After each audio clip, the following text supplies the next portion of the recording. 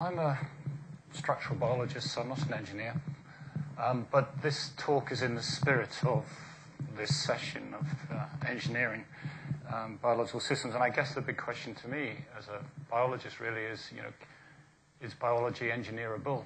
And I think this is a big unanswerable question. However, there's so much data now to suggest that it is possibly engineerable in a rational, controlled way. Then, hence my excitement and interest in this area. So I've chosen a project we've got a few projects. This is a project which illustrates perhaps some of the design principles that Dick's been talking about. And this, again, came from an iGEM project, and it's now being further developed in the lab. So the project really was to try and work out a way of detecting biofilms. So there's a lot of work on biofilms. Biofilms are quite an extraordinary biological phenomenon. Essentially, when bacteria attach to physical surfaces, they secrete a whole series of extracellular polysaccharides. They form this amazing matrix which other bacteria can attach, and the biofilm grows, and then ultimately debris is released. And it's a very difficult problem in areas like healthcare and food industries. And what was interesting to us was there a way of using a synthetic biology approach to design a device that could detect biofilms at some level and give out some signal. So here's a sort of very schematic representation of some of the processes in biofilms, at least at a sort of diagrammatic level. But it's this idea of colonizing surfaces, and bacteria are very, very adept at this and extremely evolved to have very, very sophisticated systems to do this. And this is just an EM picture of what biofilms look like. Now, at the molecular level, which is where I feel a bit more comfortable, the genetic circuits that are involved in biofilm formation have been well established and well studied, in particular in this organism, Vibrio fischeri. And there are two major components of the system, but the idea is that it's a small molecule. In this case, it's the N-acyl homoserolactone molecule, which is detected by a transcription factor called LuxR, which then activates the transcription of LuxI, which then generates more of this small molecule AHL, which then secretes freely out of the bacteria and is picked up by other bacteria in some sort of sensing mechanism. And when threshold levels reach a certain point, there is a protein called AIAA, which then actually degrades the molecule. So this has been well studied, and actually synthetic biology has picked this up very early on in the development of the field as a mechanism of communication, bacterial communication, and there are many, many projects that use this type of, use these transcriptional elements. We were interested in trying to think about applications that might be able to benefit from a biofilm detector, and one of them is urinary catheter infections, which is a huge problem, and that's shown here, where the catheter is essentially external to the body, but it's obviously connected into the body, and there is infections, when they start in these patients, generally start on the outside of the catheter and then work their way into the body. And then by the time that they've actually arrived inside the body, it's the only way of recognizing those symptoms is a person is quite ill. And the idea was, could we actually somehow detect any sort of bacterial colonization outside of the body? So this is coming to the engineering approach, which Dick sort of alluded to, and I think it's an interesting conceptual framework for synthetic biology projects to try and follow. And that's the idea of modularity, standardization, and sort of quality control. So these are all sorts of things that Dick's already covered in great detail. So again, the cycle that Dick described. So we try and use this as a sort of conceptual framework for how we might look at the projects, and sort of in the spirit of engineering, this is how we approach it. So in a biofilm detection system, we made a specification. We'd like to somehow have a detector that recognized or detected these small molecules. It had to be highly sensitive, quick response, operate at room temperature, we felt, and easy to use. So these are sort of already adding in sort of pragmatic application-driven drivers into the device construction. And then we thought this device should actually then produce some sort of signal, which obviously is going to be some color change or something. And then, of course, with the spirit of of iGEM, synthetic biology, the idea of standardized parts. Of course, you can find many parts in the registry which are involved in bacterial cell signaling, and particularly this part, which I think is a really fantastic part. It's a part which is being characterized at such great detail. I think it's a real exemplar for perhaps how all of our biological parts might end up being. And that's this part here, F2620, which actually consists of a constitutive promoter, PTEP promoter, which is driving the production of the LuxR. That's the transcription factor that actually detects the small molecule, which then in turn will drive the Lux promoter, which will then produce a GFP reporter. And this is a very beautifully well-characterized system. So this is an ideal part for any biofilm detector. And interestingly, and this is sort of the world I mostly occupy, the structure of this homologue of this protein is well known. And I just point this out that the actual small molecule, the lactone, is bound here in these two protomers that bind to the DNA. So this would be equivalent to the LuxR promoter region. And it's quite interesting where they bind, because actually they bind completely removed from any dimerization interface, and it's still very unclear at the molecular level how the binding of this small molecule actually results in dimerization and activation of the actual transcription. So at the molecular, we still understand how this works, but we have this level of detail.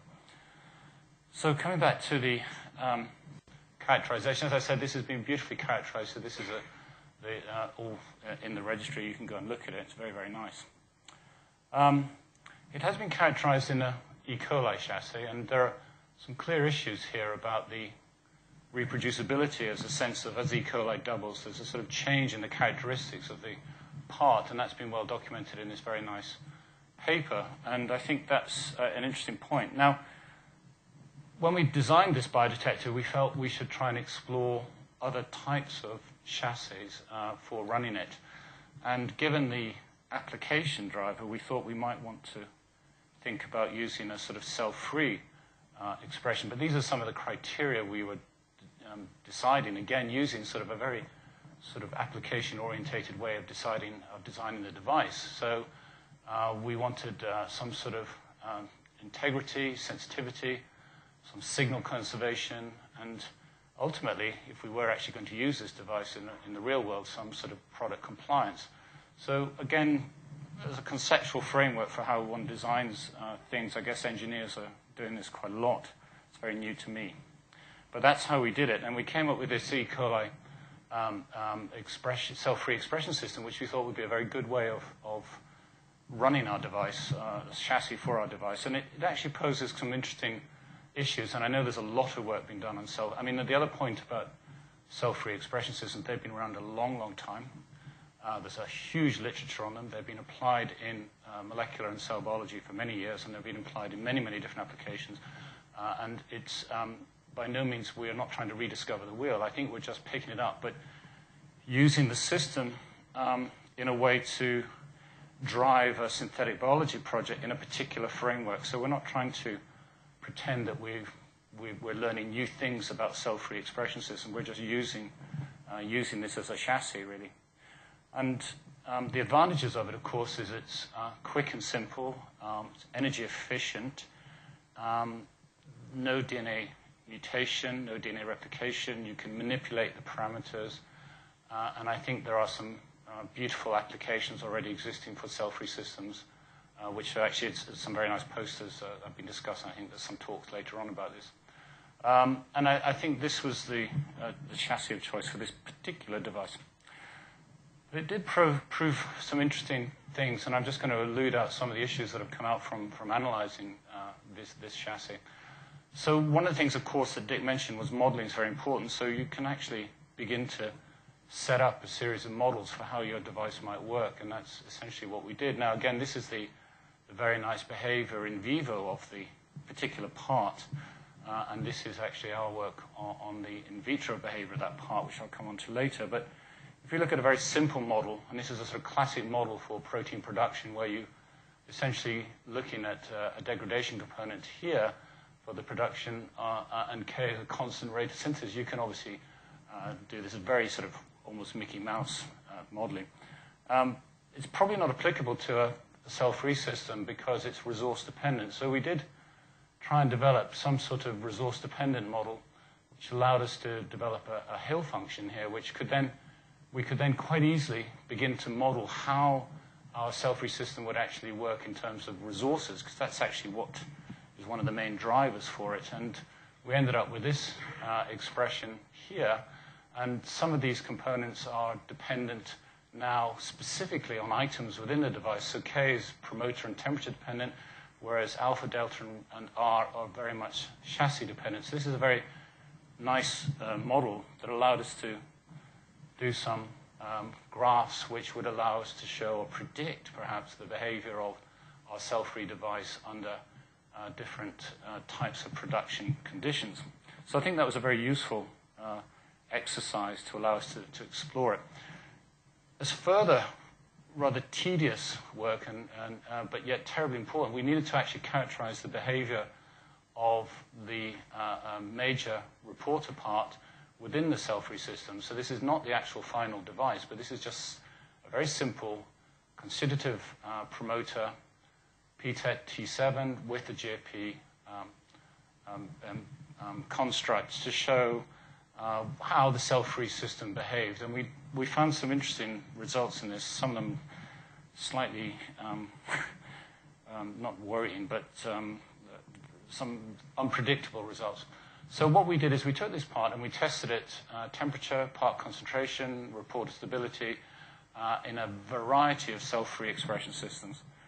And we took commercial cell-free systems that are available, and the three that we explored the most is the T7 S30 system, a circular S30 system. Those are both from Promega, and the Novagen T7 Eco. Now, there are many other systems, but if anyone's actually working in this cell-free expression systems, you've got to have a very large bank account because they're extremely expensive to buy. So we just chose these three as a sort of exemplar of perhaps some of the issues. So we then explored these systems, and we looked to see how this construct behaved. So we did, again, in a 96-well format, we did a whole series of experiments looking at different concentrations, different temperatures, and using the different systems. And we found some interesting phenomena, which was unexpected. This is the Promega T7 system working for our expression constructs. This is GFP, calibrated against the number of molecules, because we can actually do that if you've got purified GFP, which we have. And this is time. And you can see in all cell-free systems there is a lag phase, because obviously it takes a little bit of time for protein production. In a synthetic biology device, that is an issue, I suppose, in terms of our design. But anyway, there is a lag phase in the cell-free system, and then there is an accumulation phase, and then a steady state, and then ultimately a sort of slow degradation. So we had a linear response with DNA concentration, which was quite interesting in this particular system. But then in other systems, we found that actually there was no linear response, and actually there was a limited capacity within this Promega circular system, and also within this Novagen EcoPro T7 system. And then we looked at, and again, yes, showing this limited capacity here, where you can, looks as if there is, if you add in more and more DNA, you're not going to get any more signal over time. So if you look at the rate of synthesis at 37 degrees for GFP using these three different systems, these are triplicate measurements because we couldn't really afford to do any more, but we'd ideally like to do many more because there's quite a variability in some of the measurements. You begin to see that actually the rates of synthesis are quite similar for these systems. But some systems have an increased capacity where you can produce much more GFP, but generally the rate of synthesis is similar, but again, capacity differs. So just to summarize those, and that's quite a lot of work actually, that was the problem, I think, and I think that Canton et al.'s beautiful paper of that part, which was a huge amount of work to characterize a part. This is a lot of work just to characterize a single GFP construct in three different cell-free systems. And it does, come back to that at the end. So anyway, these are the conclusions from that. So that it looked as if, 2 micrograms of DNA for these, at least these commercial systems, was optimal. And then we looked at temperature, which is, I think, an important concept. Again, we did a lot of experiments on temperature, and we found that there's some interesting results here. So for this Promega T7 system, the 22 degrees centigrade seemed to actually give, ultimately at 4 hours, somewhere around here, actually an increased level of total GFP production. But the rate of synthesis, of course, was less, as you would expect, as a function of temperature. And that's clearly shown here there are different rates of synthesis leading to the same capacity if you leave it long enough. So conclusion of that, of course, was there was some we didn't expect that at 22 degrees we might get more expression at a certain time. We don't understand why that is. There is some clear energy depletion issues, much slower at 22, which is to be expected and predictable. But there was certainly a variability in behavior, and it was actually quite difficult to predict how the system would behave. And this is a cell-free system, never mind a living organism. However, this contributes something to the registry. We actually did a data sheet in the spirit of the registry and tried to expand the part. And this is now actually the data which we did last year in the registry, showing all the different parameters in a cell-free system. So this is not in E. coli. But I think, and yeah, that's already shown some of that. Oh yeah, and there's sort of degradation data. But I think one of the interesting things we did is when we actually now tested the real part, which is the LuxR GFP construct, this is the bit we'd want in our device, and we did some nice modeling, again just using ordinary differential equations to look at how this might behave. We got some very nice models which showed that GFP was clearly dependent on concentration of AHL. We got nice sensitivity.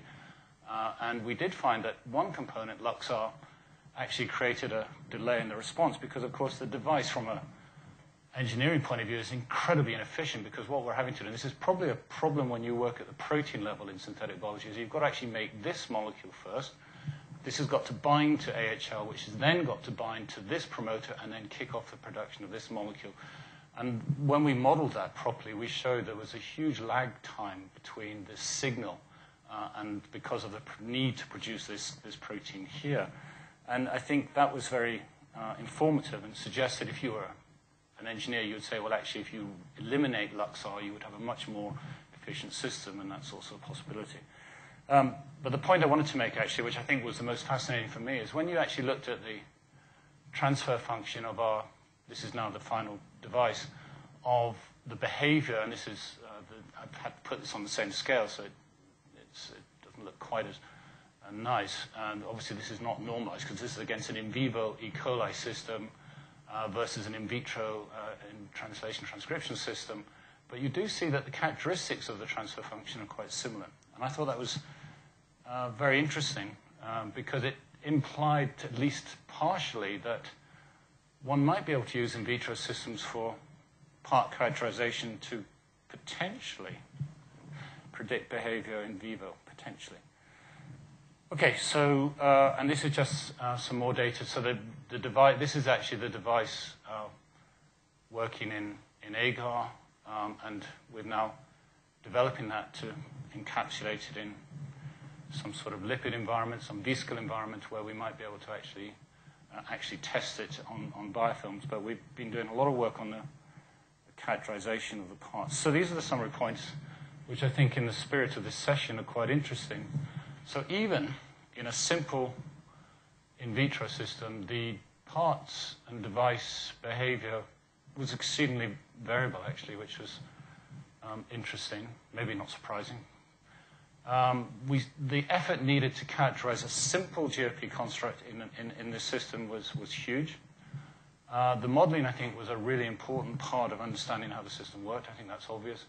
And clearly, and everyone realizes this, we really need some high-throughput methods to actually begin to try and standardize and analyze the behavior of these parts.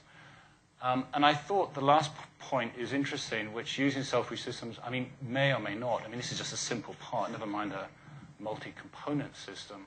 But it does provide some insights into characterization. And the transfer function, at least for this particular part, looks very similar between the in vitro and in vivo systems. So I think that was interesting. So that's just our data sheet now on the cell-free stuff.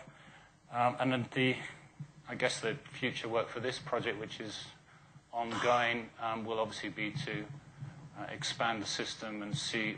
We've got some very interesting possibilities of altering the chemical specificity of the system, which is what we're working on now. Okay, so this is just an exemplar of just showing you how painful synthetic biology can be, actually. When you think you try and understand how something works, and it's a very simple system, it takes a lot of effort and a lot of time to actually try and get control of it in some meaningful way. The work that I described was done by a student, Yinglin Go, in my lab, working with Kirsten Jensen and Mathieu Boutel, who's in Dick's lab. Vincent's been involved in this. Jeff, myself, and are actually involved in this synthetic biology lab. And the project originated from one of the iGen teams. Thank you.